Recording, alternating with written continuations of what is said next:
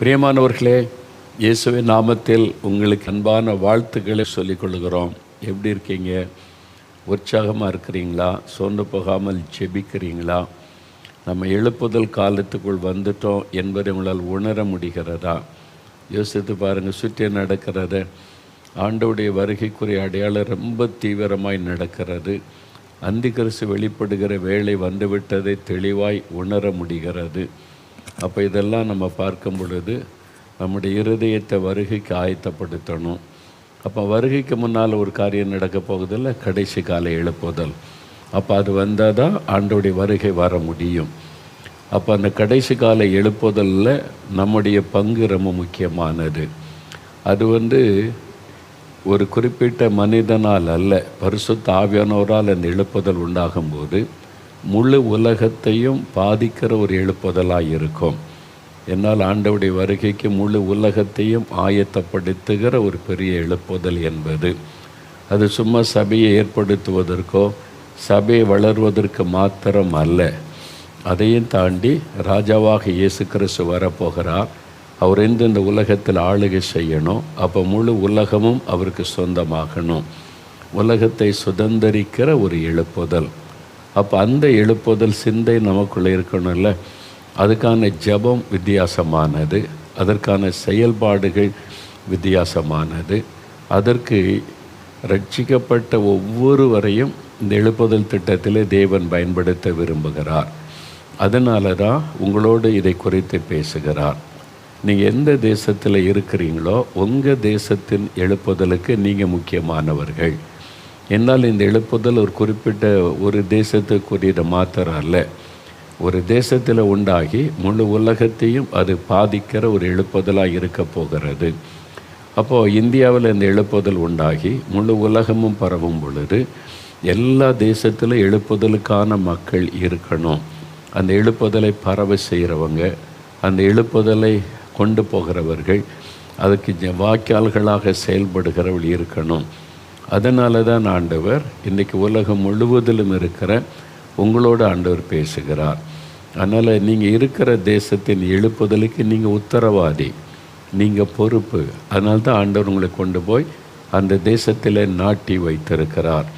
சிலர் அந்த தேசத்தில் பிறந்து வளர்ந்து அந்த தேசத்தினுடைய பிரஜைகளாக இருக்கிறீங்க, மண்ணின் மைந்தர்களாக இருக்கிறீங்க.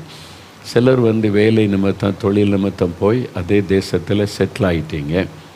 அங்கே வீடு வாசல்லாம் வாங்கி நீங்கள் மகிழ்ச்சியோடு வாழ்கிறீங்க. ஏன் அங்கே ஆண்டவர் கொண்டு போனார்னு நினச்சி பார்த்தீங்களா? ஏன் இந்தியாவில் வச்சு ஆசீர்வதிக்காமல் இந்த தேசத்துக்கு கொண்டு வந்திருக்கிறார் என்பதை என்னைக்காக சிந்தித்து பார்த்துருக்கீங்களா? அந்த தேசத்தின் எழுப்புதலுக்கு நீங்கள் ஆண்டவருக்கு தேவை.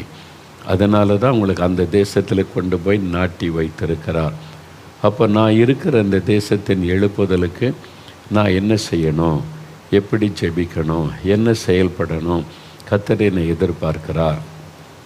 இப்படி சொன்ன உடனே நம்ம மைண்டில் என்ன நினைக்கிறோன்னா, இதெல்லாம் ஊழியக்காரங்களுக்கு, முழு நேரமாக ஊழியம் செய்கிறாங்கல்ல, என்ன மாதிரி சுவிசேஷகள், மேய்ப்பர்கள், சபை நடத்துகிறவங்க, இது அவங்களுக்கு இல்லை. நீங்கள் படித்து கொண்டிருந்தாலும் உங்களுக்கு, வேலை செய்து கொண்டிருந்தாலும் உங்களுக்கு, பிஸ்னஸ் பண்ணி கொண்டிருந்தாலும் உங்களுக்கு, நீங்கள் என்ன நிலைமையில் இருந்தாலும் எல்லாருக்குமே இந்த எழுப்புதல் திட்டத்தில் பங்குண்டு. சிறு பிள்ளைகளுக்கு அதில் பங்குண்டு.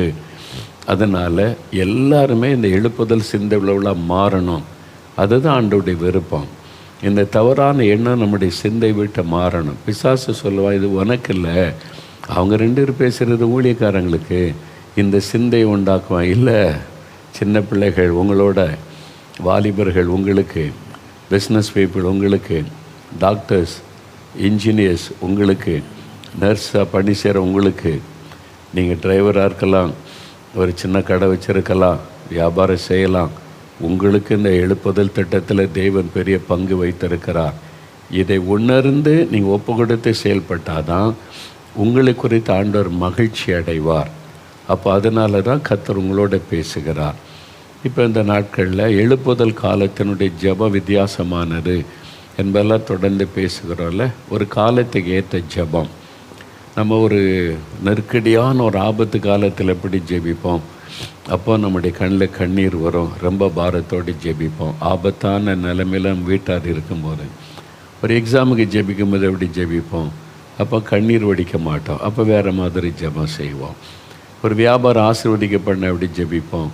ஒரு திருமணத்தை ப்ளஸ் பண்ணி திருமணத்தில் இணையறவங்களுக்கு ஜெபிச்சா வித்தியாசமான ஜெபம் பண்ணுறோம்ல. அது மாதிரி எழுப்புதல் என்பது அதுக்கான ஜெபம், அது கடைசி காலம், இது வித்தியாசம். அது குறித்து ஆண்டவர் பேசிக்கிட்டே வருகிறார். பலவிதமான ஜெபங்களில் நம்ம போராட்ட ஜெபம் நமக்கு தெரியும். அதில் திறப்பின் வாசல் ஜெபம், அதாவது மன்றாடி ஜெபிப்பது, பரிந்து பேசி ஜெபிப்பது, இன்டர்செஷரி ப்ரேயர், அதான் திறப்பில். அப்போ திறப்பில் நிற்கிறன்னா என்ன, அந்த திறப்புன்னது என்னது, அது குறித்தெல்லாம் நம்ம பார்த்துருக்குறோம், தியானிச்சிருக்கிறோம்ல. அதாவது பாவத்தினால் தேவனுடைய நியாயத்தீர்ப்புக்கு பாத்திரமாக இருக்கிற ஒரு மனிதன் அல்லது ஒரு குடும்பம் அல்லது ஒரு ஊர் அல்லது ஒரு தேசம் தேவனுடைய கோபாக்கினைக்கு பாத்திரமாக இருக்குதுன்னா, தேவன் நீதி உள்ள நியாயாதிபதி, அந்த பாவம் தேவனை துக்கப்படுத்துகிற சாபத்துக்கான கிரியைகள்னா அந்த தேவ கோபம் அவர் மேலே பாதிப்பை உண்டாக்கிறோம். அப்போ அந்த பாவம் சாபத்தினால ஒரு கேப் விழுந்திருக்குது, திறப்பு விழுந்திருக்கிறது, அது வழியாக அந்த பெரிய ஒரு நியாயத்தீர்ப்பு உண்டாகக்கூடும்.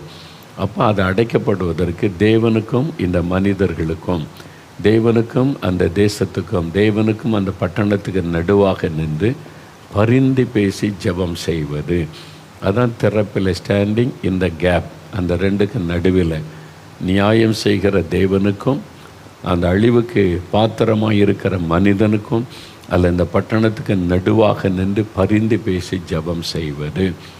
மோசே ஜெபித்தார்ல, இஸ்ரவேல் மக்களை நான் அழிச்சிருவேன்னு கர்த்தர் நிற்கும்போது யாத்திராமம் 32 அதிகாரத்தில் மோசே குறிக்க நிற்கிறார். ஆண்டவரே, உம்முடைய ஜனம் இரக்கம் செய் கெஞ்சி பிரார்த்தனை பண்ணினார். ஆண்டவர் அதனால் அந்த ஒரு மனிதருடைய ஜெபத்தினால மனம் மாறினார் என்பதாக நம்ம வாசிக்கிறோம்ல. அதே மாதிரி இடிந்து கிடக்கிறது எருசலேம் பட்டணம், அது பாவத்தினால நியாயத்தீர்ப்புக்குள்ளாகி இடிந்து கிடக்கிறது, பாழாய் கிடக்கிறது. ஒரு நெகேமியா திறப்பில் நின்று, நானும் என் ஜனங்களை பாவம் செய்துட்டோம், ஜனங்களுடைய பாவத்தை தன் மீது ஏற்றுக்கொண்டு ஆண்டவரிடத்தில் கெஞ்சி இரக்கத்துக்காய் மன்றாடினதுனால அதே நெகேமியாவை கொண்டு இடிந்து கிடந்த எருசலேம் பட்டணம் திரும்ப கட்டப்படுகிறது. இஸ்ரவேல் மக்களுக்கு ஒரு விதமாக ஆமான் எழும்பி அவளை அழிக்க திட்டம் போட்டுட்டான். பெரிய அழிவு வரப்போகிறது, தன்னுடைய ஜனத்துக்கு ஒரு ஆபத்து என்று சொன்ன உடனே எஸ்தர் மொர்தெகாயின் தரப்பில் நிற்கிறாங்க. 3 நாள் புசியாமல் குடியாமல் ஒரு விலைக்கரையும் கொடுத்து ஜெபிக்கிறாங்க. அழுகிறாள் எஸ்தர், கண்ணீர் வடிக்கிறாள், உயிரை பணையும் வைக்க, நான் செத்தாலும் சாகிறேன், என் ஜனம் பாதுகாக்கப்படணும், ஒரு விலைக்கரையும் கொடுக்கிறாள். பாருங்கள், அந்த ஜெபத்தை கேட்டு ஒரே நாளில் கர்த்தர் தேசத்தினுடைய சட்டத்தை மாற்றினார். ஒரு நாளுக்குள்ள ஒரு தேசத்தின் சட்டத்தை அவரால் மாற்ற முடியும். ஒரு எஸ்தர், ஒரு மொர்தெகாயுடைய ஜெபம். இந்த மாதிரி நாம் ஜெபிக்கிறது தான் ஆண்டவர் நம்மோட கூட பேசுகிறார்.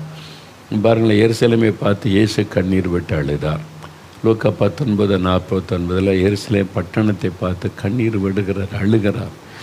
ஏன்னா அவங்க ரட்சிப்பு தேடி வருது, ரட்சகர் அவங்க தெருக்களில் நிற்கிறாரு, ஆலயத்தில் நிற்கிறாரு. அவர் ஏற்றுக்கொள்ளக்கூடிய இறுதி அவங்களுக்கு இல்லை.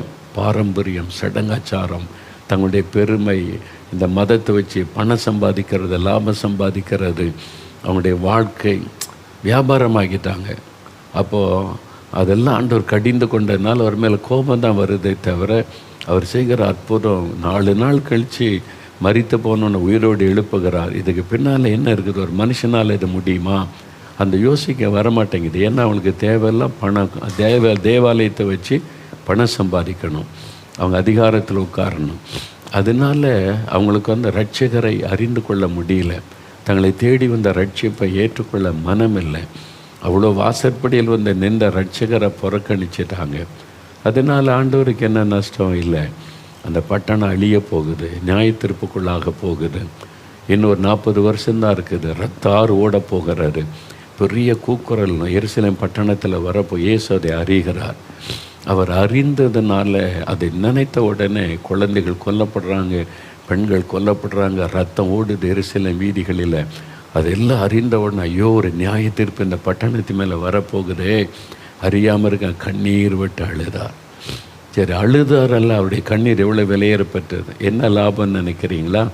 அதனால்தான் எழுப்புதல். அவர் கண்ணீர் விட்டு அழுததுனால அந்த தீங்கு வர்றதுக்கு முன்னால் பெரிய எழுப்புதல் வந்து எருசலேம் பட்டணமே ரட்சிக்கப்பட்டு பெரும்பாலான பேர் ரட்சிக்கப்பட்டாங்க, சீஷர் ஆகிட்டாங்க. தான் அப்போஸ்தலர் நடவடிக்கைகள். அந்த உபத்திரவ அழிவு வர டைமில் தெய்வ பிள்ளைகள் எல்லாம் எருசலேமை விட்டு போயிட்டாங்க. அவங்க பாதிக்கப்படலை. காரணம் இயேசுக்கு வடித்த கண்ணீர். அதுதான் ஆண்டவர் நம்மகிட்ட எதிர்பார்க்குறார். நம்ம இந்த காலத்தில் கதறி அழுது செபிக்கும்போது ஒரு கூட்டம் ரட்சிக்கப்படுவாங்க. எப்படி இயேசுடைய கண்ணீர் நிமித்தம் ஒரு கூட்டம் ரட்சிக்கப்பட்டாங்க, ஒரு கூட்டம் நியாய தீர்ப்புக்குள்ளானாங்க. நம்ம கண்ணீர் வடித்து ஜெபிக்கும்போது உலகம் முழுவதிலும் ஒரு பெரும் கூட்டம் ரட்சிக்கப்பட்டுருவாங்க. புறக்கணிக்கிற ஒரு சிறு கூட்டம் தான் நியாய தீர்ப்பில் அல்லது வருகை நாளில் கைவிடப்பட்டு போவாங்க. அதனால் நம்முடைய பொறுப்பு அந்த உத்தரவாதத்தை உணர்ந்து ஜெபிக்கணும். இது எங்களுக்கும் பிரதருக்கு மாத்திரம் இல்லை, உங்களுக்கும் எல்லாருக்கும் உரிய பொறுப்பு. ஒவ்வொருவரும் இந்த பாரத்தை ஏற்றுக்கொண்டே தான் ஆகணும். இனி காலம் நமக்கு இல்லை, ரொம்ப குறுகிய காலம். அவருடைய வருகை சமீபித்து விட்டது. இந்த குறுகிய காலத்துக்குள்ளே வேகமாக நம்ம இந்த எழுப்புதல் சிந்தையோடு ஜெபிக்கணும், செயல்படணும். அதனால தான் கர்த்தர் இவ்வளோ தெளிவாக உட்கார வச்சு ஒரு சிறு பிள்ளைக்கு சொல்லிக் கொடுக்குற மாதிரி உங்களுக்கு கற்றுக் கொடுக்குறார்.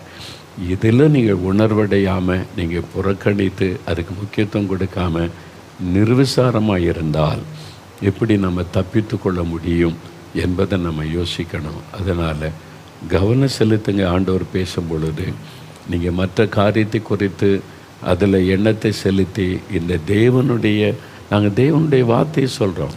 நாங்கள் எதுவுமே எங்களுக்கு கர்த்தர் வெளிப்படுத்திட்டார் அதனால் உங்களுக்கு சொல்கிறோன்னு இல்லை. எல்லாம் வேத வசனத்தின்படி, கர்த்தருடைய வசனத்தில் உள்ளபடி நம்ம என்ன செய்யணுன்றதை கர்த்தர் அந்த அனுபவத்தோடு விளக்கி பேசுகிறார். அதை நீங்கள் புரிந்து கொள்ளணும். அது நிர்விசாரம் ஆகிடக்கூடாது. கவனம் செலுத்தணும்.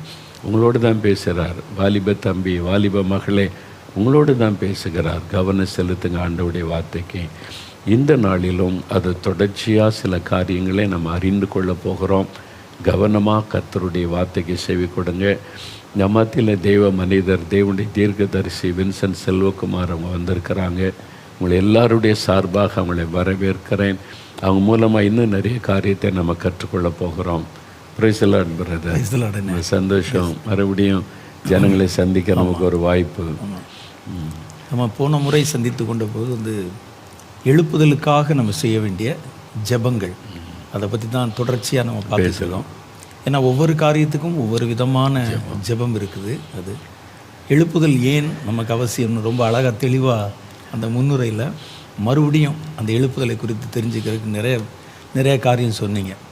இந்த எழுப்புதல் உலக சரித்திரத்திலையும் வேதாகம சரித்திரத்திலையும் மிக முக்கியமான ஒரு பங்கு வகிக்கக்கூடிய ஒரு காரியம். ஏன்னா இதுதான் கர்த்தருடைய ராஜ்யத்தை பூமிக்கு கொண்டு வர போகுது. இது வரைக்கும் கர்த்தருடைய ராஜ்யம் வேறாகவும் பூமி வேறாகவும் இருந்தது. இந்த பூமி கர்த்தருடைய ராஜ்யத்தோடு இணைக்கப்படவும் இந்த எழுப்புதலில் சந்திக்கப்படுகிற அல்லது எழுப்புதலில் பிறக்கக்கூடியவங்களை வச்சு கர்த்தர் மறுபடியும் இந்த உலகத்தை புதுப்பிக்கிறதுக்கும் இந்த எழுப்புதல் ரொம்ப முக்கியமானதாக இருக்குது. நீங்கள் சொன்ன மாதிரி, ரொம்ப அழகாக சொன்ன மாதிரி, ஒரு சபையை நிரப்புறதுக்கோ அல்லது எழுப்புதலில் நிறைய ஜனங்களை ஊழியங்களை திரட்டுறதுக்கோ அதுக்காக இந்த எழுப்புதலில் தேவனுடைய ராஜ்யத்தை கொண்டு வருவதற்கு. அதனால தான் நம்ம இவ்வளோ பாரப்படுறோம். இப்போ இந்த எழுப்புதலுக்கு பாரப்படுறதுனால நமக்கு லாபம் கிடையாது. அது தேவனுக்கும் பரலோகத்துக்கும் லாபம். பரலோகத்துக்கு கிடைக்கிற லாபத்தில் நமக்கு ஒரு பங்கு இருக்குது. ஏன்னா நம்ம அந்த ராஜ்யத்தில் நம்ம பங்கு பெற போகிறோம். அப்போ இந்த எழுப்புதலுக்காக செய்கிற ஜெபம் அப்படின்னு வந்தோடனே நம்ம சாதாரணமாக ஒரு காரியத்தை நீங்கள் எனக்காக ஜெபம் பண்ணிக்கங்க அப்படின்னு சொல்லும்போது நம்ம அதுக்கு எந்த அளவுக்கு முக்கியத்துவம் கொடுத்து நான் எந்த டீட்டெயிலையும் சொல்லலை. ஃபார்மலாக இது கிறிஸ்தவர் நடுவில் ஒரு பழக்கமாக இருக்குது. எனக்காக ஜெபம் பண்ணிக்கங்க, ஊழியத்துக்கு ஜெபம் பண்ணிக்கங்க. இதுக்கு உங்களால் எவ்வளோ தூரம் ஈடுபாடோட ஜெபம் பண்ண முடியும்னா ரொம்ப பண்ண முடியாது. எனக்கு பர்டிகுலராக ஒரு பிரச்சனை இருக்குது, அதை நான் சொல்லி இதுக்கு ஜெபம் பண்ணுங்க அப்படின்னு சொன்னால் நீங்கள் அதை ஃபோக்கஸ் பண்ணுவீங்க. அப்போ அது மாதிரி ஒரு எழுப்புதல் சொல்லும்போது அது எழுப்புதலை குறித்த விவரங்கள், டீட்டெயில்ஸ் தெரிஞ்சால் தான் அந்த எழுப்புதலுக்கு நம்ம ஏன் ஜெபம் பண்ணணும், எப்படி ஜெபம் பண்ணணுங்கிறத கற்றுக்கொள்ள முடியும். அப்போ எழுப்புதலுக்கு செய்கிற ஜெபமே நிறைய டைப் ஆஃப் ப்ரேயர்ஸ் இருக்குது, நிறைய காரியங்கள். அதில் ஒன்று தான் இந்த திறப்பில் நின்று செய்கிற ஜெபம். ஏன்னா தேவனுடைய கோபாக்கினை வரும்பொழுது அது ஒரு பேரழிவை உண்டாக்கிடும். ஒருவேளை எழுப்புதல் அடைய நேரிட வேண்டிய மனிதர்கள் கூட அந்த கர்த்தருடைய கோபாக்கினை முந்தி கொண்டால் அதில் அழிஞ்சு போக நேரிடும். ஏன்னா கர்த்தர் வந்து கொஞ்சம் காலகட்டம் கொடுக்குறாரு எல்லாரும் ரட்சிக்கப்படுவதற்கு. நம்ம அதை வந்து அலட்சியமாக இருந்துடுறோம். அப்போ கர்த்தருடைய கோபாக்கினை நாள் வந்து முந்தி கொள்ளுது. அப்படி கர்த்தருடைய கோபாக்கினை முந்தி கொள்ளும்போது ஒருவேளை ரட்சிக்கப்பட்டிருக்க வேண்டியவர்கள் கூட அதில் பாதிக்கப்பட வாய்ப்பாக போயிடும். அதனால தான் ரொம்ப தீவிரமாக நம்ம அதற்காக வந்து ஜெபம் பண்ணுறோம். அப்போ இந்த திறப்பில் நின்று பண்ணுகிற ஜெபங்கிறது ரொம்ப முக்கியமானது. அப்போ அதை குறித்து கர்த்தர் உங்கள்கிட்ட நிறையா பேசி பல வருடமாக அந்த திறப்பின் வாசல் ஜெபம் அப்படிங்கிற பேரில் திறப்பின் வாசலை நின்று ஜெபிக்கிறதுக்காக பல காரியங்களை நீங்கள் கற்றுக் கொடுத்ததுனால தான் நீங்கள் சொல்வது தான் அதுக்கு வந்து ரொம்ப பொருத்தமாக இருக்கும் அப்படின்னு பல காரியங்களை உங்கள்கிட்ட கேட்டுக்கிட்டு இருக்கோம். அதில் மிக முக்கியமாக இப்போ நம்ம போன முறை சந்தித்து கொண்ட போது பார்த்தது திறப்பில் நின்று ஜெபிக்கிறவங்களுடைய விசேஷ குணாதிசயம் எப்படி இருக்கணும், மற்றவர்களுக்கும் அவங்களுக்கும் ஒரு வித்தியாசம் இருக்கும். மற்றவருடைய ஜெபத்திற்கும் அவருடைய ஜெபத்துக்கும், ஏன்னா கிறிஸ்தவர்கள் எல்லாருமே ஜெபிப்பாங்க. ஆனால் திறப்பில் நின்று ஜெபிக்கிறவங்க அவருடைய ஜெபங்கிறது வந்து ஒரு குறுகின வட்டத்துக்குரியது இல்லை. அவங்க எனக்காகவோ தன்னுடைய குடும்பத்துக்கு ஜெபம் பண்ணுற மாதிரி ஜெபம் இல்லை. இது அதில் வந்து தன்னலமே இல்லாமல் மற்றவர்களுக்காக ஜெபிக்கிற ஜெபம் தான் அதில் பிரதானம். சுயநலம் இல்லாத ஜெபம் தான். அப்போ இந்த மாதிரியான சில குணாதிசயங்கள் அவங்களுக்கு இருக்கணும். பெருவாரியாக வந்து நான் பார்த்த அளவில் கிறிஸ்தவர்கள் நடுவில், நான் எல்லாத்தையும் சொல்லலை, ஒரு மேக்சிமம் அவங்க வந்து மற்ற காரியங்களில் எதுலேயும் ரொம்ப கலந்துக்கிற மாட்டாங்க, பட்டுக்கிற மாட்டாங்க. நீங்கள் நல்லா கேட்டிங்கன்னா இப்போ அரசியல் இதில் இன்றைக்கி பிரதமர் யாருன்னு கேட்டால் கூட நிறையா பேருக்கு தெரியாது. அந்த மாதிரி வந்து அவங்களுக்கு சுற்றி நடக்கிற காரியமோ அல்லது மற்றவர்களுக்கு உண்டாகிற ஒரு பாதிப்போ, மணிப்பூரில் உண்டாகிற ஒரு கலவரமோ, அதனுடைய காரணமோ பிரச்சனையோ கூட இவங்களுக்கு ரொம்ப விவரமாக தெரியாது. இப்போ சமீபமாக வேணால் கொஞ்சம் தெரிய ஆரம்பிச்சிருக்கு. ஆனால் முன்னெல்லாம் வந்து நியூஸ் பேப்பர் படிக்கிறதே பாவம் சொன்ன காலம் இருக்குது. சில போதையர்கள் வந்து பேப்பர் படிக்கக்கூடாது, நியூஸ் தெரியக்கூடாது, கர்த்தரை மாத்திரம் தெரிஞ்சால் போதும். கர்த்தரை மாத்திரம் தெரிஞ்சான்னா நான் வந்து எப்படி ஜெபம் பண்ண முடியும்? அப்போ வந்து உலகத்தில் நடக்கிற காரியங்கள் எனக்கு தெரியணும். அப்போ இப்போ வந்து இவர்கள் இப்போ வந்து பொதுவாக என்ன செய்வாங்கன்னா அடுத்தவங்களை பற்றி ரொம்ப யோசிக்க மாட்டாங்க. தான் சார்ந்த சபை அவங்களுடைய அந்த கிறிஸ்தவனுடைய பெரும்பான்மையான வட்டம் வந்து ரொம்ப குறுகினது. ஆனால் திறப்பில் நிற்கிறவங்க வந்து அப்படி இருக்க முடியாது. அவங்க எல்லாத்த குறித்தும் யோசிக்கணும், எல்லாத்த குறித்து கேள்விப்படணும், எல்லாத்த குறித்து கவலைப்படணும், எல்லாத்த பற்றி பாரப்படணும். அப்போ அந்த மாதிரி அவர்கள் வந்து கொஞ்சம் விசேஷமான தன்மை இருக்கணும்ல. இது மாதிரி வேறு என்னென்ன இருக்கணும் அப்படின்னு கேட்டபோது அவங்களுக்கு வந்து ஒரு காரியத்தை ஒருத்தர் வாசிக்கும் போதும் அதை ஒரு நியூஸாக கடந்து போயிடுவாங்க. ஆனால் அந்த திறப்பில் நிற்கக்கூடிய மாதிரி அந்த அபிஷேகம் பெற்றவங்க அந்த பிரச்சனை தன் பிரச்சனையாக வந்து உணர்ந்து அவங்களுக்குள்ள அந்த மனபாரம் உண்டாகும். என்னை பொறுத்தவரை நான் கேட்டால் கர்த்தருடைய பார்வை, ஆண்டவருடைய வியூ, ஒரு பிரச்சனை கர்த்தர் எப்படி பார்ப்பாரோ அந்த பார்வைக்குள்ளே இவங்க வந்துடுவாங்க. ஒரு பிரச்சனையை நாம் பார்க்குறதுக்கும் ஒரு சக மனிதன் பார்க்குறதுக்கும் பாதிக்கப்பட்டவன் பார்க்குறதுக்கும் கர்த்தர் பார்க்குறதுக்கும் வித்தியாசம் இருக்குது. இவர்கள் நாலாவட்டத்தில் என்ன ஆயிடுவாங்கன்னா கர்த்தர் பார்க்குற மாதிரி பார்த்துருவாங்க அந்த பிரச்சனையை. இந்த பிரச்சனையை பார்த்தா, ஏன்னா எனக்கு சம்மந்தம் இல்லாதவர்கள் ஒரு அஸ்ஸாம்லேயோ மணிப்பூர்லேயோ இருக்கிறாங்க. ஆனால் அவங்க வந்து கர்த்தரோட சம்மந்தம் உள்ளவங்க. அவர்களுடைய மரணம் கர்த்தரை பாதிக்கும். அப்போ அந்த பாதிப்பை வந்து நான் உணரணும், நான் அறியப்படாதவன் நான். அப்போ இந்த மாதிரி விசேஷமான கேரக்டர்ஸ் வந்து இவங்ககிட்ட வேறு என்னென்ன இருக்கணும் அப்படின்னு நீங்கள் எதிர்பார்க்குறீங்க? முக்கியமானது திறப்பில் நிற்கிறவங்க வந்து தேவனுடைய இருதயத்தை அறிந்து ஜெபிக்கிறார். கரெக்ட். தேவனுடைய இருதயம் எப்படி இருக்கின்றத இது ஒரே நாளில் வராது. அவன் கொஞ்சமாக ஆண்டவரை நெருங்கி வர வர வர வர ஆண்டவர் தன்னுடைய இருதயத்தை அவங்கள்ட்ட திறப்பார். தன்னுடைய இருதயத்தில் இருக்கிற பாரத்தை அவங்கள்ட்ட சொல்லுவார். அதுக்கு நம்ம வந்து என்னன்னு சொன்னால் சுயநலம் இல்லாத ஒரு ஜெபத்துக்கு நம்ம அர்ப்பணிக்கணும். அந்த செல்ஃபிஷ்னஸ் இருக்கக்கூடாது. இப்போ நிறைய எனக்கு சொன்ன மாதிரி நம்ம ஜெபம்லாம் என்ன ஆசீர்வதி, என் குடும்பம், என் பிள்ளைகள், என் பிஸ்னஸ்ஸு ஒரு வட்டத்துக்குள்ளே தான் ஒரு ஜெபமாக இருக்குது. அதிலே நிறைய கிறிஸ்தவங்க தனக்காக அவங்களே ஜெபிக்க மாட்டாங்க, தங்களுக்காக ஜெபிக்கிற ஊழியக்காரனை தேடுவாங்க, அடுத்தவங்களே தேடுவாங்க. அப்படிப்பட்டது தான். ஆனால் இப்போது ஒரு பெரிய மாற்றம் வந்திருக்கு. நம்ம ஜெபிக்கணும் அப்படின்ற ஒரு எண்ணம் நிறைய பேருக்குள்ளே வந்திருக்கிறது ஒரு பெரிய எழுப்புதல் தான். ஜெப எழுப்புதல், நம்ம ஜெபிக்கணும் அப்படின்னு. அந்த ஜெபத்தில் வந்து எந்த ஒரு சுயநலமும் இல்லாதபடி தேவன் என்னை எதிர்பார்க்கிறாரோ அப்படி ஜெபிக்கிறது. அப்போ தேவனுடைய இருதயத்தை அறியணுமானா நம்ம வந்து பரிசுத்தம் இல்லாமல் ஒருவன் தேவனை தரிசிப்பதில்லை. நம்ம ஆண்டவரை நெருங்கணுமானா அவர் பரிசுத்தம் இல்லை. கண்டிப்பாக அந்த அவருக்கு ஏற்ற ஒரு பரிசுத்தம் நம்ம எப்படியும் நம்ம வாழலாம், இப்படி இருந்துக்கலாம், ஒரு பக்தி ஒரு ஜெபம் பண்ணிடுவோம். அதாவது ஆண்டவரோட தொடர்பே இல்லாமல் ஜெபிக்கிற கிறிஸ்தவங்க தான் நிறையா. கண்டிப்பாக நம்ம கிறிஸ்தவங்க ஜெபிக்கணும் அப்படின்ற எல்லாத்துக்கும் ஒரு ஜெபம் பண்ணுவாங்க. ஆனால் ஆண்டவருக்கும் அந்த ஜெபத்துக்கு கனெக்ஷன் இருக்கான்னு பார்த்தா நிறைய இருக்காரு. செஞ்சிடணுமே, அவ்வளோதான். அதை பற்றி நிறைய பேருக்கு சிந்தையே இருக்காது. நீங்கள் பார்த்தீங்கன்னா ஆண்டவர் பக்கத்தில் இருக்காரா, இந்த ஜெபத்தை கேட்குறாரா, அந்த சிந்தை அந்த எண்ணெல்லாம் இருக்காரு. நம்ம கிறிஸ்தவங்க இப்போ ஜெபிக்கணும், அவ்வளோதான். வெளியே போன ஒரு ஜெபம் பண்ணிட்டு போங்க, அப்படி வழக்கமான ஜெபம் ஆயிரும் பார்த்தீங்களா, அப்படி ஜெபம் பண்ணிட்டு போகிறதுன்ட்டுன்னு. அப்போ இயேசு என் பக்கத்துலேருந்து இந்த ஜெபத்தை கவனிக்கிறாரு, என் ஜெபத்துக்கு பதில் தரு, இந்த உணர்வே இல்லாமல் ஜெபிக்கிறது நிறைய ஆகி போச்சு. இப்போ அதுதான் அந்த மாதிரி ஜெபத்தில் பிரயோஜனம் இல்லை. அப்போ திறப்பில் நின்று ஜெபிக்கணுமானா, தேவனுடைய இருதயம் நமக்கு தெரியணுமானா, அவரோட க்ளோஸ் கான்டாக்ட் இருக்கணும். அப்போ முதல்ல அவருக்கேற்ற ஒரு பரிசுத்தம் நமக்கு வேணும். ஏன்னா அவர் பரிசுத்தம் உள்ள தேவன். பரிசுத்தம் இல்லாமல் ஒருவன் தேவனை தரிசிப்பது இல்லை. அப்போ தேவனோடு உறவாடணும், தேவனோடு பழகணும். அந்த ஹோலினஸ் ரொம்ப முக்கியம். அதுக்கு தான் அனுதினமும் வேற வாசித்து ஜெபம் பண்ணி தேவனோடு உள்ள உறவில் சரியாக இருக்கிறத புதுப்பித்து கொண்டே இருப்பார். இப்போ வந்து ஃபோனில் செல்ஃபோனில் ஏன் கனெக்ஷன் எனக்கு சரியாக கிடைக்கலன்னா டவர் இல்லைம்பாங்க. டவர் இல்லைன்னா கனெக்ட் ஆகாது. அப்போ டவர் வந்து கரெக்டாக அது இருந்தால் தான் அது கனெக்ட் ஆகி பேச முடியும். ஆண்டோருக்கும் நமக்குள்ள உறவில் டவர் சரியாக இருக்கணும். அதை பார்க்கணும் நம்ம. ஏன்னா ஆண்டோருக்கு எங்களுக்குள்ள உறவு எப்படி நான் பேசுனா அங்கே கேட்குமா முதல்ல நிச்சயத்துக்கிட்டு தான் நிச்சயத்துக்கிட்டு. பொதுவாகவே நம்ம சாதாரண ஃபோனில் பேசும்போது ஆமாம் கேட்குதான்னு கேட்போம் முதல்ல. ஆமாம், ஹலோ கேட்குதா, அங்கேருந்து ரெஸ்பான்ஸ் வர பார்ப்போம். ஆனால் ஜெபத்தில் நிறைய பேர் அது பார்க்குறதே இல்லை. நான் பண்ணாங்க கேட்டு தான் ஆகணுங்கிற மாதிரி. அவங்க கேட்குறாங்களோ கேட்கலையோ ஒன் சைடாக பேசிக்கிட்டு நான் ஜெபம் பண்ணிட்டேன் அப்படின்னு சொல்லுவாங்க. அது இதில் தான் கிறிஸ்தவங்க புரிந்து கொள்ளணும். என் ஜெபத்தை ஆண்டவர் கேட்கிறார் என்கிற விசுவாசமும் உணர்வு இருக்கணும். அவர் ஜெபத்திற்கு பதில் தருகிறதை நம்ம உணர்ந்து கொள்கிற மாதிரி ஒரு அந்த எக்ஸ்பீரியன்ஸ் நமக்கு இருக்கணும். அதில் நம்ம காத்துக்கொள்ளணும். அப்போ அவர் விரும்புகிற மாதிரி யாருக்கு பரிசுத்தமாக இருக்க முடியும் அப்படின்னு கேட்டால், அவர் சொல்கிறாரு, நானே உன்னை பரிசுத்தமாக்குற கர்த்தர். நம்ம வேலை ஒப்பு கொடுக்க வேண்டியது. அவரே நம்மளை பரிசுத்தப்படுத்தி அவரோடு கூட இணைந்து நடக்க உதவி செய்வார்.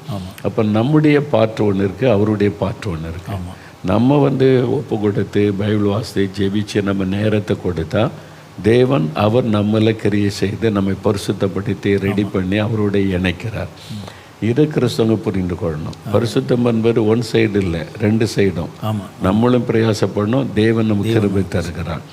அது ரெண்டாவது வந்து ஆண்டவருடைய இருதயம் நமக்கு தெரியணும் அப்படின்னு சொன்னாக்கி உண்மை உள்ளவர்களாக இருக்கணும். சரி, வெறும் பரிசுத்தண்டுன்னா இதை பார்க்க மாட்டேன், இதை செய்ய மாட்டேன் மட்டும் இல்லை.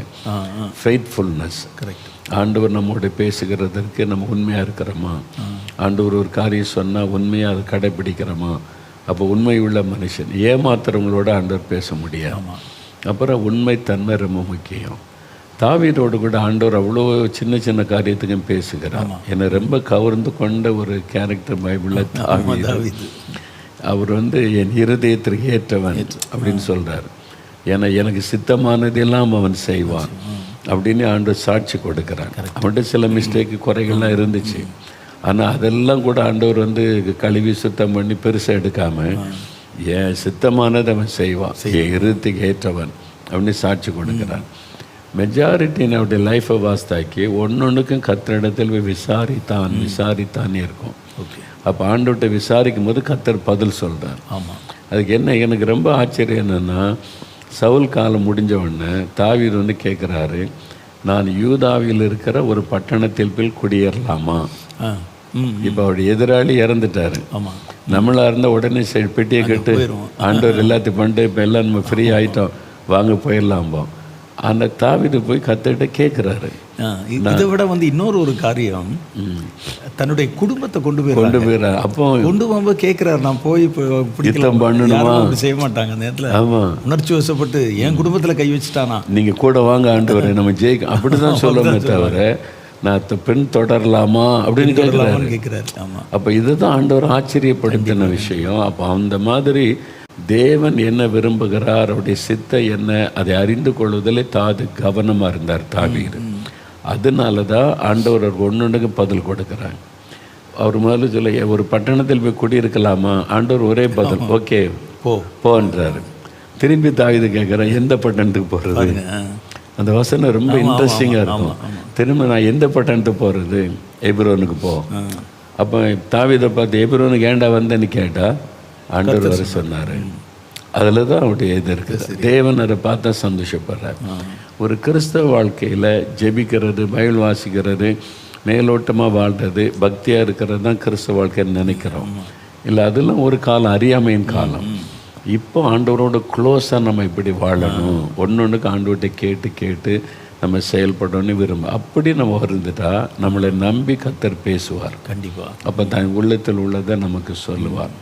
அப்போ ஹோலினஸை காத்துக்கொள்ளணும், உண்மைத்துவமாக இருக்கணும், அவருடைய இருதயத்திற்கு ஏற்றவுள்ளா, தேவ சித்தத்தை செய்கிறவுள்ளா, அவர் என்ன சொன்னாலும் அதை நான் செய்வேன் அப்படின்ற ஒரு அனுபவத்துக்குள்ளே வந்தால் தான் ஆண்டவர் நம்மளோட நம்பி பேச. பொதுவாக நம்முடைய ஊழியத்தை பின்னால் கொஞ்சம் திரும்பி பார்க்கும்போது முதல்ல கர்த்தர் எழுப்புதல் அப்படின்னு தான் சொன்னார். எழுப்புதல் தேசத்தில் வரும், இந்தியாவில், அவ்வளோதான் நம்ம கொடுத்த வெளிப்பாடு. அந்த எழுப்புதலுக்கு நம்ம என்ன செய்யணும்? வருஷந்தோறும் அல்லது நம்ம கூடும் போதெல்லாம் கேட்குறோம், இந்த வருஷத்தில் நான் என்ன செய்யணும், இந்த எழுப்புதல் திட்டத்துக்கு அப்படி சொல்ல சொல்ல ஒவ்வொன்றா வெளிப்படுத்தி வெளிப்படுத்தி வெளிப்படுத்தி இப்போ இந்த எழுப்புதலை குறித்த பல விவரங்கள், இன்னும் என்ன இருக்குன்னு தெரியல, பல விவரங்கள் கர்த்தர் வெளிப்படுத்தினார்.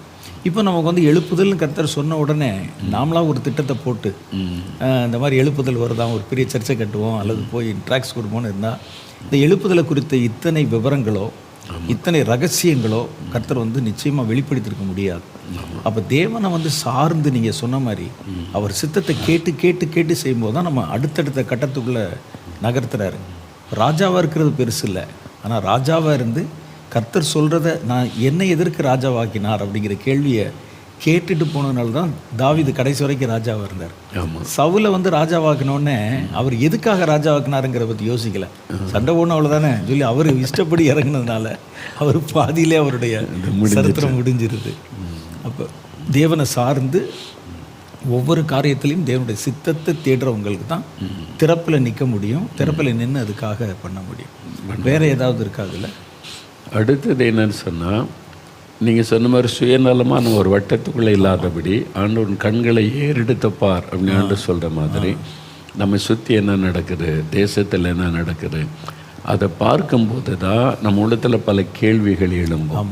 அப்போ நீங்கள் சொன்ன மாதிரி மணிப்பூரில் ஏன் இப்படி நடக்குது, ஏன் 350 சர்ச்சு இடிக்கப்படணும், ஏன் 2 சமுதாயத்தில் இவ்வளோ பெரிய காரியம் கிறிஸ்தவங்க தாக்கப்படணும், அதில் ஒரு கொஸ்டின் எழும்போது தான் நம்ம ஆண்டவர்கிட்ட போய் ஓய் லார்ட், அப்போ ஆண்டவருக்கு விளக்கம் சொல்லுவார். அப்போ அதுக்கு அப்போ தான் நமக்கு நம்ம பொதுவாக ஜெபிச்சிருவோம்.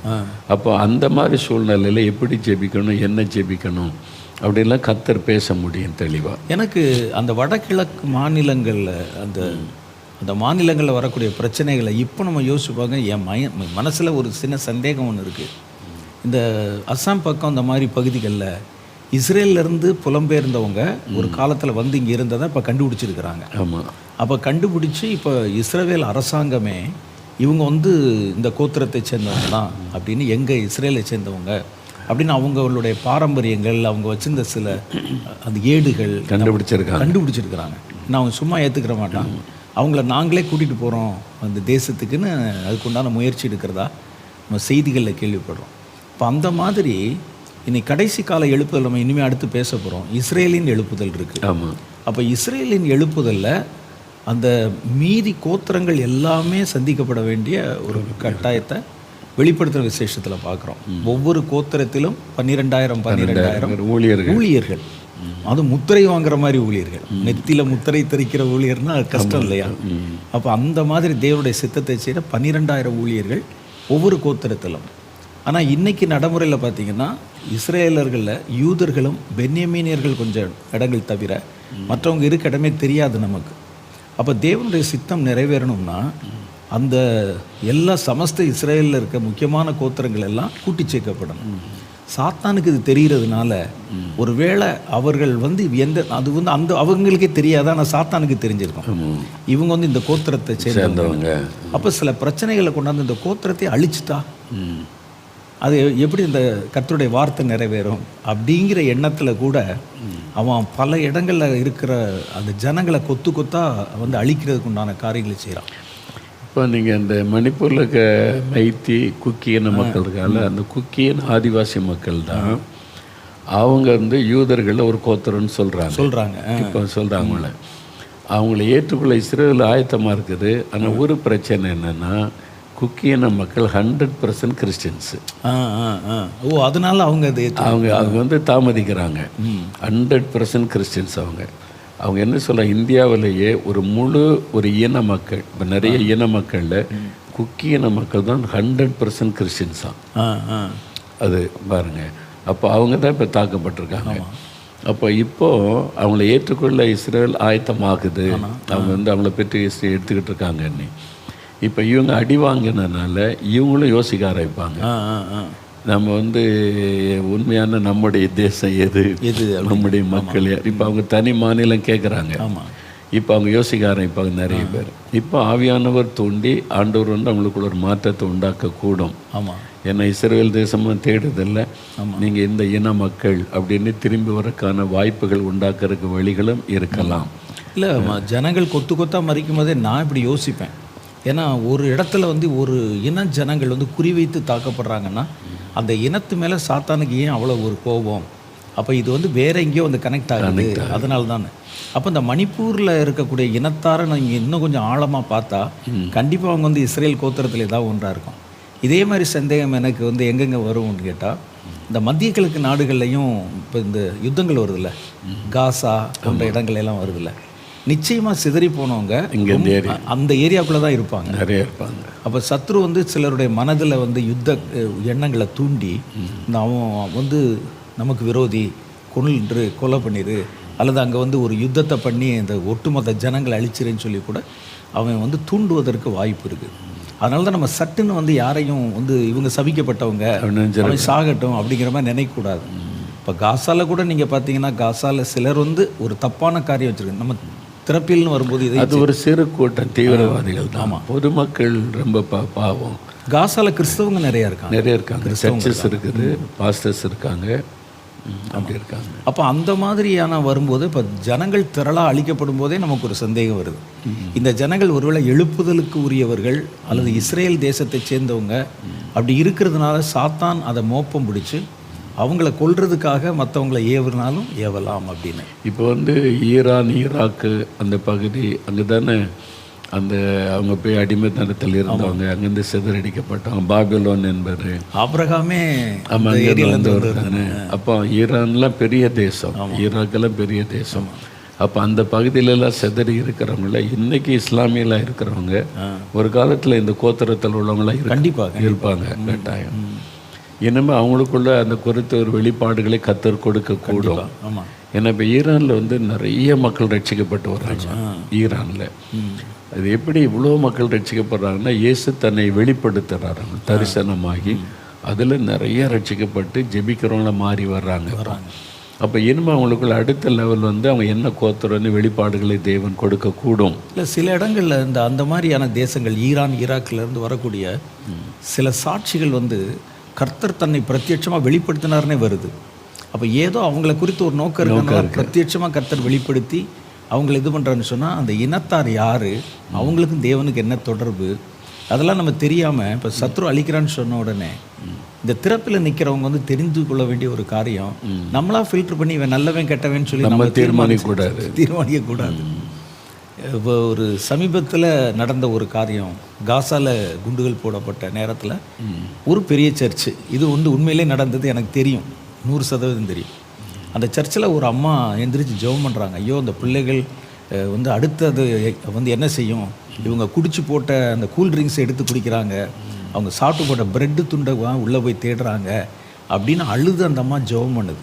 சிலர் போய் அந்த அந்த கல்லுகளை தூக்கி தன்னுடைய பெற்றோர் கிடக்காங்களான்னு பார்க்குறாங்கன்னு. பாஸ்டர் உடனே டேபிளை தட்டி நிறுத்து அப்படின்னா. காசா வந்து சபிக்கப்பட்ட ஒரு இடம். கர்த்தர் வந்து அவர்களை அழிக்கும்படிக்கு தான் வந்து இஸ்ரேலர்களுக்கு கட்டளை கொடுத்திருந்தார். அப்போ நீ வந்து அவங்களுக்கு சப்போர்ட் பண்ணி ஜெபம் பண்ணக்கூடாதுன்னு ஒரு பிரசங்கம் அவர். அப்போ இதில் வந்து நமக்கு வந்து உடன்பாடு கிடையாது. அது அவருடைய அறியாமை. அவங்களுக்கு தெரியல. பொதுவாக அந்த கிறிஸ்தவங்களுக்கு இஸ்ரேல்னா கர்த்தருடைய பிள்ளைகள், அவங்க செய்கிறதெல்லாம் கரெக்ட் அப்படின்ற மாதிரி தப்பான எண்ணம் ஊழியர்களுக்குள்ளே இருக்குது, கிறிஸ்தவங்களுக்குள்ளே இருக்குது. ஆமாம், அது தப்பு இல்லை.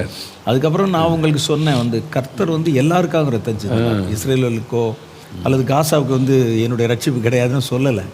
அப்போ அவர் பேசுகிற வந்து அப்போ உள்ள பழைய ஏற்பாட்டு காலம். பழைய ஏற்பாட்டு காலத்தில் இஸ்ரேலை தன்னுடைய தேசமாக ஜனமாக வச்சிருந்தார். இப்போ எல்லாரையும் தன்னுடைய ஜனமாகவும் சொந்தமாக எல்லாருக்காக ரத்தம் சிந்தினார். அப்போ வந்து காசாவில் இருக்கிற ஆத்மாக்களுக்காக இயேசு சிலுவை சுமந்திருக்கிறார். ஆமாம், ரத்தம் சிந்தி இருக்கிறார். அப்போ அந்த ஆத்மாக்களுக்காக அவர் பரிதபிக்கிறார். அந்த இருதயம் தான் நமக்கு வேணும். இது தெரியாமல் தான் நிறைய பேர் வந்து இயேசு யாரையும் வெறுக்கிறாரா? இல்லையே, எல்லாரையும் நேசிக்கிறாள், எல்லாருக்கும் ரத்தம் சிந்தி இருக்கிறார். இதை தெரியாமலே நிறைய ஊழியர்கள் இருக்கிறாங்க, நிறைய கிறிஸ்தவங்க இருக்கிறாங்க. அப்போ நமக்கு வசனம் முழுமையாக தெரியல. அப்போ அந்த திறப்பில் நின்று ஜெபம் பண்ணவங்க கூட நம்மளாம் ஃபில்டர் பண்ணிடக்கூடாது. இவன் வந்து பெலிஸ்தீனத்தை இனத்தை சேர்ந்தவங்க, இவன் வந்து இந்த இனம், இதுக்கு வந்து ஆசீர்வாதம் கிடையாதுன்னு நம்மளாம் ஃபில்டர் பண்ணிவிட்டு நம்முடைய அறியாமையோட ஜெபம் பண்ணிடக்கூடாது. திறப்பில் நின்னா கர்த்தர் என்ன சொன்னாலும் ஜெபிக்க நம்ம தயாராக இருக்கணும். எல்லாரையும் நேசித்து எல்லாருக்காகவும் நம்ம ஜெபம் பண்ண தெரியணுங்கிறது ரொம்ப முக்கியம். அந்த அன்பு, அந்த மனதுருக்கம் நமக்குள்ள இயேசு கிறிஸ்துக்குள்ள நமக்குள்ளே பாய்ந்துடும். அப்போ எல்லாரையும் ஒரே மாதிரி நேசித்து இயேசு எப்படி பார்ப்பாரோ அந்த பார்வை நமக்குள்ள வந்துடும். நம்ம இப்படி ஜெபிக்க இயேசுடைய பார்வை நமக்கு வந்துடும். இப்போ நம்ம போகிற வழியில் ஒருத்தன் குடிச்சிட்டு ரோட்டில் விழுந்து கிடந்தா, பாரியா குடிச்சிட்டு கிடக்கிறான் பாரியா, ஒரு 4 பேர் பரிகாசம் பண்ணுவான். அப்போ ஆனால் இயேசு பார்த்து எப்படி பார்ப்பாரு? ஐயோ, நான் உண்டாக்கின ஒரு ஆத்மா, நான் இவனுக்காக சிலுவை சுமந்தேனே, இப்படி பாவத்தில் விழுந்து அந்த ஒரு வேதனை வரும்ல. அப்போ உண்மையாக ஜெபிக்கிறவனா அந்த பாரம் தான் வரும். அவனை பார்த்து பரிகாசம் பண்ணுறதோ கேலி பண்ணுறதோ வராது. அவனுடைய அந்த ஆத்மாவுக்காக உள்ளத்தில் பரிதாபம் உண்டாகும். இதுதான் மற்றவங்க பார்வைக்கும் இயேசுவின் பார்வைக்கு உள்ள வித்தியாசம். அதுதான் நமக்குள்ளே வரும். அப்போ இப்படி ஜெபிக்கிறவங்களுக்குள்ள அந்த பாரம் வரும். அப்போ அந்த மாதிரி அப்போது இந்த திறப்பில் நிற்கிறவங்களுக்கு இந்த மாதிரி ஒரு ப்ராட் மைண்ட் வரணும். நான் வந்து இவங்கள தான் நேசிப்பேன், கர்த்தர் இவங்கள தான் நேசிக்கிறார், நம்மளாம் தப்பாக நினச்சிக்கிற கூடாது. கர்த்தர் வந்து இவங்கள தான் நேசிப்பார், இவங்களையெல்லாம் வந்து வெறுத்துட்டாரு, அல்லது இவங்க வந்து இஸ்ரேலர்கள் இல்லை, இவங்க காசாவை சேர்ந்தவன், சபிக்கப்பட்டவன் அப்படிங்கிற மாதிரி நாமளாக சில தப்பு அபிப்பிராயங்களை வச்சுக்கிட்டு ஒரு திறப்பில் போய் நிற்கக்கூடாது. திறப்பில் நிற்கிறதுங்கிற வந்து கர்த்தருடைய கோபாக்கினை வந்து மட்டுப்படுத்துகிற அந்த இடத்துல வந்து நிற்கிறதுக்காக ஒரு காரியம். இப்போ இதில் ஒரு திறப்பில் நின்று ஜெபம் பண்ணுறவங்க எப்படி இருக்கணும்னு சில காரியம் நீங்கள் சொல்லிட்டீங்க. பாரம் இருக்கணும். அதான் அந்த இடத்துல ஆண்டவர் சொல்கிறாரு, நான் தேசத்தை அழிக்காதபடிக்கு திறப்பில் நிற்கோ சோராடி ஒரு மனுஷனை தேடுறார், ஒருவனை காணுன்றார். ஆனால் இஸ்ரேல் மக்களுக்கு டெய்லி 3 வேளை ஜெபிக்கிற பழக்கம். ஆமாம், ஆனால் நான் 3 வேளை அவங்க ஜெபிப்பேன், அந்தி மந்தி சந்தி மத்தியான வேளையில். அப்போ ஜெபிக்கிறவங்க இல்லையானா ஜெபிக்கிறவங்க இருந்தாங்க. அப்போ சாதாரண ஜெபம் வேறு, திறப்பில் இருக்கிறது வேறு. ஸ்டாண்டிங் இந்த கேப் வித்தியாசம். அதுக்கு தான் ஆள் தேடுறாரு ஆண்டவன். அதுதான் இப்போ பேசிக்கிட்டே வரோம். அப்போ தேசத்தை அவரையும் அழிக்கணும், அதுக்கு தான் பல காரியம் பேசணும். இந்த சாபங்கள் பாவங்கள் இதெல்லாம். இதில் நீங்கள் அந்த அதிகாரத்தில் வாசித்தீங்கன்னா இன்றைக்கி நம்ம தேசத்தில் நடக்கிற மாதிரி பல காரியம் நீங்கள் இருக்கும்.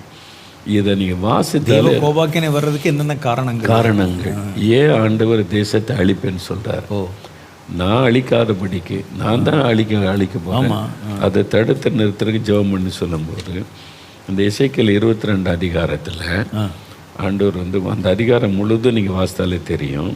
கர்த்தருடைய கோபத்துக்கான காரணம் அதில் சில வசனம் பாருங்கள். 23 ஆண்டவர் வந்து பேசுகிறார் தீர்க்கதரிசிக்கிட்ட.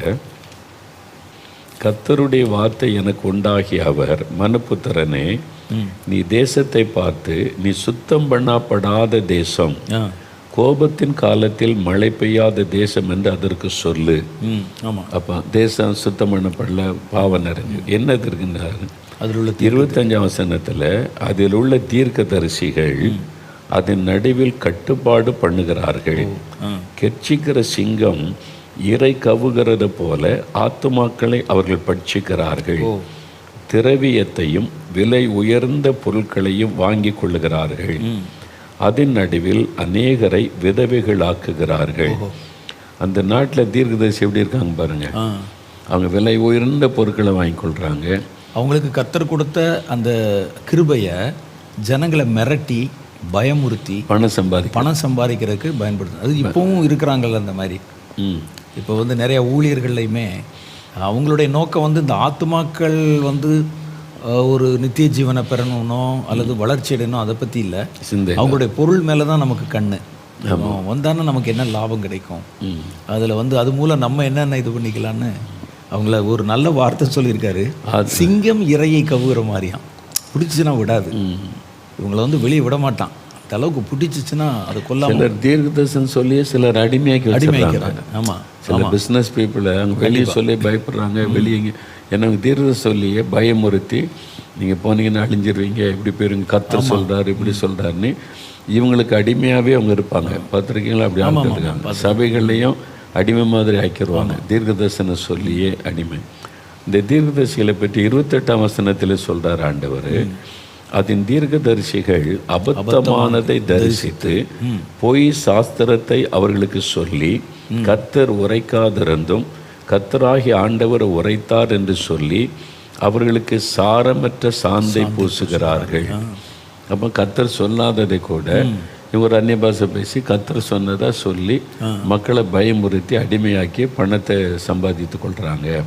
அதில் சாரமற்ற சாந்து அப்படின்னா என்னென்னா, தேவனோட நம்ம நல்லா ஃபிக்ஸ் ஆகாமல் இணைக்க விடாமல் ஒரு சாரமற்ற சாந்துனா கர்த்தரோட இருக்க மாதிரி தெரியும், ஆனால் தட்டி விட்டால் விழுந்துருவாங்க. அது மாதிரி இப்போ நாம் பண்ணுற உபதேசமோ காரியங்களோ தேவனோட ஒரு மனிதனை இறுக கட்டணும். அவனை முழுசாக ஒரு கர்த்தரே சார்ந்திருக்க மாதிரி வைக்கணும். நான் கொடுக்குற காரியங்கள் இதெல்லாம் பார்த்தீங்கன்னா கர்த்தரோட இருக்கிற மாதிரி இருக்கும், ஆனால் இருக்க மாட்டாங்க. அவங்க தேவனோட லேசாக நீங்கள் தட்டினீங்கன்னா விழுந்துருவாங்க. ஒரு சின்ன பிரச்சனை வந்தாலோ ஏதாவது ஒரு காரியம் வந்தால் கர்த்தரை விட்டு போயிடுவாங்க. அப்போ முழு நம்பிக்கையை முழு அவர்களுடைய அந்த நம்பிக்கையை விசுவாசத்தை தேவன் மேலே வைக்க விடாதபடிக்கு அவங்க கர்த்தருடைய பேரை சொல்லிக்கிட்டே இவங்களை வேறு பக்கமாக சாந்து பூசுறது. இதான் சாரமற்ற சாந்துங்கிறது ஒரு இதை ஃபிக்ஸ் பண்ணுறது. அப்போ இவங்களை ஸ்ட்ரெங்தன் பண்ணாமல் அவங்கள கர்த்தரோட இணைய விடாமல் பண்ணக்கூடிய சில தந்திரங்கள். அப்போ இப்படிப்பட்ட தீர்க்கதரிசிகள் தேசத்தில் இருக்காங்க. இது தேவனை கோவப்படுத்துது. ஆமாம். 2வது 26ஆம் வசனத்தில் சொல்கிறாரு, ஆசாரியர்கள் அவங்க தான் தேவாலயத்தில் ஊழியக்காரங்க. அப்போ மேய்ப்பர்கள் இப்போ உள்ள காலத்தில் என் வேதத்துக்கு அநியாயம் செய்து என் பரிசுத்த வஸ்துக்களை பரிசுத்த குலைச்சலாக்குகிறார்கள். பரிசுத்தம் உள்ளதற்கும் பரிசுத்தம் இல்லாததற்கும் வித்தியாசம் பண்ணாமலும் அசுத்தம் உள்ளதற்கும் அசுத்தம் இல்லாததற்கும் உண்டான வேற்றுமையை காண்பியாமலும் இருந்து என் ஓய்வு நாட்களுக்கு தங்கள் கண்களை மூடிக்கொள்கிறார்கள். அவர்கள் நடுவிலே நான் கனஈனம் பண்ணப்படுகிறேன். சரி, என்ன கனஈனம் பண்ணுறாங்க அப்படின்னு ஆசாரியர்கள். அப்போ இன்றைக்கி இருக்கிற சபை நடத்துகிற மேய்ப்பர்கள். ஆமாம், மேய்ப்பர்களை பற்றி ஆண்டு வேதத்துக்கு அநியாயம் செய்கிறாங்க. அப்போ வசனத்தை புரட்டுறது, வசனத்தை தங்களுக்கு ஏற்ற ஒரு அர்த்தத்தை சொல்லி மக்களை பயமுறுத்தி வைக்கிறது. அப்போ சத்தியத்தை சத்தியமாக போதிக்காதபடி அவங்க வசனத்தை புரட்டுற காரியத்தை செய்கிறாங்க. அப்போ இதெல்லாம் தேவனுடைய உள்ளத்தை துக்கப்படுத்துகிற இந்த பகுதியை வாசித்து பார்க்கும்போது இன்னைக்கு நடக்கிற காரியங்கள் அப்படியே எழுதி வச்சிருக்க எழுதுகிற மாதிரி இருக்குது. அடுத்தது பாருங்க, 27ஆம் வசனம். தேசத்தின் நடுவில் இருக்கிற அதன் பிரபுக்கள், இவங்க அதிகாரத்தில் இருக்கிறவங்க, அரசியல்வாதிகள், அதிகாரத்தில் இருக்கிறவங்க இறை கவுகிற ஓநாய்களை போல் இருக்கிறார்கள். அநியாயமாய் பொருள் சம்பாதிக்கிறதற்கு ரத்தம் சிந்துகிறார்கள்.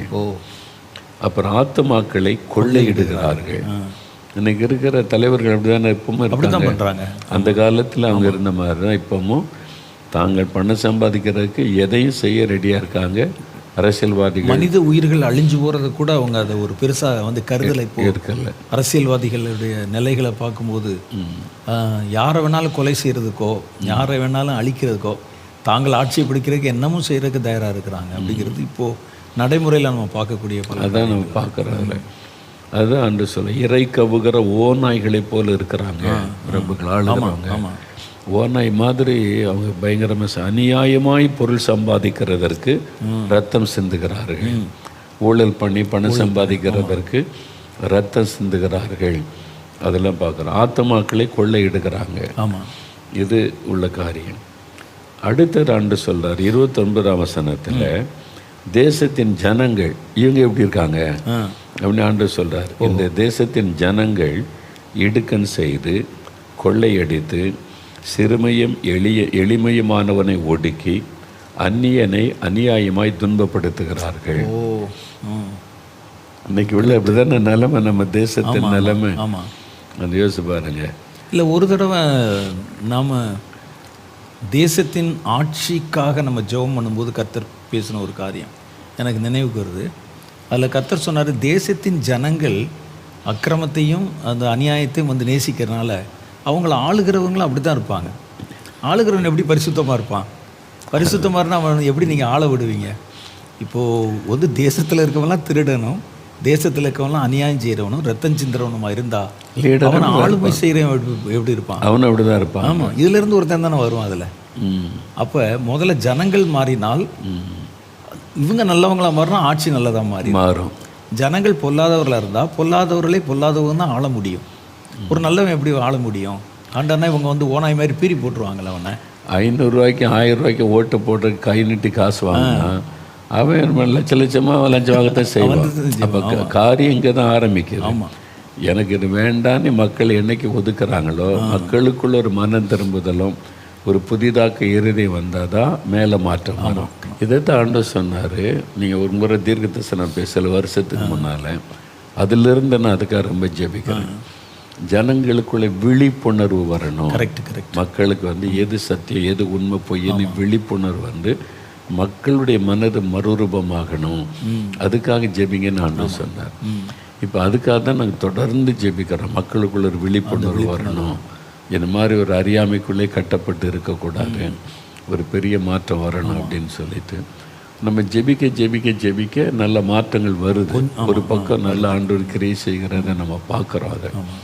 அதனால் இதுக்காகலாம் நம்ம ஜெபிக்க. அப்போது இவ்வளோ காரியம் தேசத்தில் நடக்கிறதுனால தான் நான் தேசத்தை அழிக்க போகிறேன், இதுக்கு அழிவுக்கு பாத்திரமாக இருக்குது. இதில் கர்த்தர் வந்து அப்படி பிரிவாகவே சொல்லியது. பிரிவாகவே ஒன்று தீர்க்கதரிசிகள், ஆசாரியர்கள், இவங்கெல்லாம் தேவனை சார்ந்து ஊழியம் செய்கிறவங்க. ரெண்டாவது வந்து அரசியல்வாதிகள், பொது ஜனங்கள். இந்த 4 கேட்டகரியை பற்றி இந்த இடத்துல சொல்லியிருக்காரு.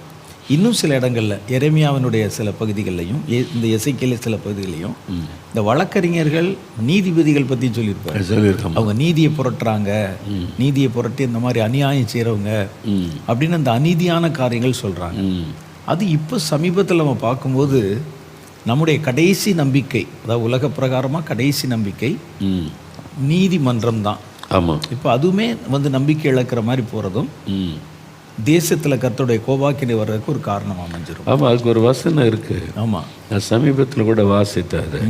நீதித்துறையில் அவங்க அநியாயம் செய்கிறாங்க, அது மாதிரி பண்ணுறாங்க அப்படின்னு. அது வந்து இப்போ நம்ம தேசத்தில் அது நடக்குதில்ல. ஆமாம், தேசத்தில் அவங்க அந்த நீதிபதிகள் வந்து ஒரு ஒரு குறிப்பிட்ட மக்களுக்கு சாதகமாக பணத்துக்காக குற்றவாளியை நிரபராதின்றுவாங்க, நிரபராதியை குற்றவாளின்றுவாங்க. கடைசி நம்பிக்கை வந்து நீதிமன்றம் தான் நினச்சிட்டு இருக்கோம். அப்போ அந்த நீதிமன்றத்துக்குள்ளேயுமே இந்த மாதிரி ஒரு கரப்ஷனும் மற்ற மாதிரி காரியங்கள் வரும்பொழுது அப்போ தேசத்து மேலே கர்த்தருடைய கோவப்படுற நியாயம் தானே அது. அவர் நீதி உள்ள நியாயாதிபதி. ஆமாம். அப்போ இந்த அநீதியை பார்த்துக்கிட்டு சும்மா இருக்க மாட்டார். சரி, மக்கள் இங்கெல்லாம் பாதிக்கப்பட்டு நீதிமன்றத்தில் அது நீதி கிடைக்கும்னு பார்த்தா அங்கும் இருக்கிறவங்க சுயநலமாக பணத்துக்கும் பணக்காரங்களுக்கு சாதகமாக மாறும்போது தேவனுடைய கோபம் தேசத்தின் மீது பற்றி எறியும். அதனால தான் தேசத்து மேலே கோபம், தேச அழிவுக்கு பாத்திரமாயிற்று. நிச்சயமா. அப்போ இது அழிக்கப்படாதபடணுமானா ஒருத்தர் திரைப்பில் இந்த மன்றாடி மன்னிக்கணும், ரட்சிக்கணும்னு வேண்டிக் கொள்ளணும். கண்டிப்பாக இதை மன்னிக்கணும், இறக்க செய்யுங்கன்னு சொல்லி அப்புறம் ரட்சிப்பு மாற்றத்துக்காக வேண்டிக் கொள்ளணும். அதுக்கு தான் ஆண்டவர் எதிர்பார்க்குறார். அப்போ இது இன்றைக்கி நம்ம தேசத்தோடு ஒப்பிட்டு பார்த்தா இருக்குது, சரியாக இருக்குது. அப்படியே ஆமாம், இது நிறைய தேசங்கள், இங்கே மட்டும் இல்லை, நம்ம தேசம் மட்டும் இல்லை, பல தேசங்கள் இப்படி தான் இருக்குது. ஆமாம், அப்போ அவங்க வந்து வெளியே பார்க்குறக்கு என்ன நாகரிகம் உள்ளவங்க மாதிரி எப்படி தெரியும். ஆனால் உள்ளுக்குள்ள எல்லா தேசத்துலையுமே ஜனங்கள் வந்து இப்படிதான் இருக்காங்க. அழிக்க மக்கள் எப்படி இருக்காங்க, அரசியல்வாதிகள் எப்படி இருக்காங்க, அது மாதிரி எல்லா இடத்துலையும் இந்த கரப்ஷன் வந்து அதிகமாயிட்டு. அப்போ அந்தந்த தேசத்துக்கு அங்கே இருக்கிற மக்கள் ஆண்டவர்கிட்ட மன்றாடி பரிந்து பேசி முதல்ல வந்து இந்த அக்கிரம் அநியாயம் மன்னிப்புக்காக செபிக்கணும். நீங்கள் இறக்க செய்யுங்க, நாங்கள் அதுக்காக உத்தரவாதம் பண்ணுகிறோம் அப்படின்னு சொல்லி நெகேமியா மாதிரி தானியேல் மாதிரி ஜெபிக்கிறாங்க. ரெண்டாவது ஜனங்கள் ரட்சிக்கப்படவும் சத்தியத்தை அறிகிற அறிவாடையும் ஜெபிக்கணும். கண்டிப்பாக அன்று சொல்லலாம் 1 தீமோத்தேயு 2:2 எல்லாரும் ரட்சிக்கப்படவும் சத்தியத்தை அறிகிற அறிவு. அவங்க சத்தியம் தெரியல, அவங்க வந்து அறியாமைக்குள்ளே இருக்கிறாங்க. ஒரு இதில் வந்து கர்த்தர் பேசும்போது என்ன சொன்னார்னா, ஒரு பெரிய கப்பல், இந்த கப்பலை திருப்புறதுக்கு ஒரு சின்ன சுக்கான், சின்ன ஸ்டீரிங் வீல் இருக்கும், அது திரும்பினாலும் பெரிய கப்பல் திரும்பிடும். அது மாதிரி ஒரு தேசத்தினுடைய நன்மைக்கும் தீமைக்கும் திருப்புறது அந்த தேசத்தில் இருக்கிற தேவனுடைய பிள்ளைகள், அந்த சபைகள், கர்த்தரை வந்து அறிஞ்சவங்க தான் அதை மாற்ற முடியும். அப்போ அதனால தான் கர்த்தர் வந்து ஒரு தேசத்தில் குடிமக்களுடைய பாவத்தையும் ஆட்சியாளருடைய பாவத்தையும் சொல்கிறதோட மாத்திரம் இல்லாமல் தன் ஜனத்தினுடைய பாவத்தையும் இங்கே சொல்கிறாரு. இவங்க திரும்பிட்டானாலே போதும், எல்லாமே திரும்ப ஆரம்பிச்சிடும். அதனால தான் சொல்கிறது, how the church goes the world goes. சபை எப்படி போதோ அப்படி தான் உலகம் போகும். அதை ஏன்ட்ட சிலர் சொல்லுவாங்க, பாருங்கள் இந்த அவங்க ஊழல் இங்கே லஞ்சம் தண்ணி வெளியே பார்க்காதங்க. நம்ம சர்ச்சுக்குள்ளே ஊழல் இருக்குது, சர்ச்சுக்குள்ளே லஞ்சம் இருக்குது, சர்ச்சுக்குள்ளே ஜாதி இருக்குது, சர்ச்சுக்குள்ளே வரதட்சணை கொடுமை இருக்குது, சர்ச்சுக்குள்ளே விபச்சாரம், இந்த பாவம், விக்கிரகாரம் எல்லாம் இருக்குது. இங்கே மாறினா சமுதாயத்தில் மாற்றம் வரும். இதைத்தான் தேசம் பிரதிபலிக்குது, வேற ஒன்றும் இங்கே இருக்கிறது. அப்போ நம்ம மாறினா தான் சமுதாயத்தில் மாற்றம் வரும். அதனால தான் ஆண்டவர் சபைகளுக்காக ஜெபிக்க, சபைகளுக்காக ஜெபி, சபை மாறணும், சபைக்குள்ள ஒரு மாற்றத்தை ஆண்டவர் உண்டாக்கணும். அப்போ நம்ம ஜெபிக்க இப்போ சபைக்குள்ளுக்குள் நிறைய மாற்றம் வருது, கண்கூட பார்க்க முடியுது. நிறைய கிறிஸ்தவங்க ஜாதகத்தை எத்தனை பேர் வீட்டில் வச்சுருந்தாங்க, எரிக்கிறாங்க, ஆயிரக்கணக்காக நமக்கு தடு கொண்டிருக்காங்க. அப்போ இவங்களுக்குள்ளே அந்த பாவக்கிரியை இருக்குல்ல, அதை எரிக்கிறாங்க, விக்கிரகத்தெல்லாம் அப்புறப்படுத்துகிறாங்க, நிறைய இந்த தவறுகளை விட்டு மனம் திரும்பி ஒப்புரவாகிறாங்க, பொருளை திருப்பி கொடுக்குறாங்க. இந்த சாட்சி நிறைய வருது. இப்போ சபைக்குள்ள ஒரு மாற்றம் வந்துக்கிட்டே இருக்குல்ல, இது கட்டாயம் ஒரு பெரிய மாற்றத்தை இந்த எழுப்புதலை சமுதாயத்தில் கொண்டு வரும். அப்போ இதைத்தான் நம்ம கணக்கு வச்சு ஜெபிக்கணும். இப்போ உங்களுக்கு நிறைய புரிஞ்சிருக்கும் ஏன் ஆண்டவர் தேசத்தை அழிக்கணும்னு சொல்லணும். சும்மா ஒரு பாவத்துக்கால தேசத்தில் ஆண்டவர் அழிக்க மாட்டார்.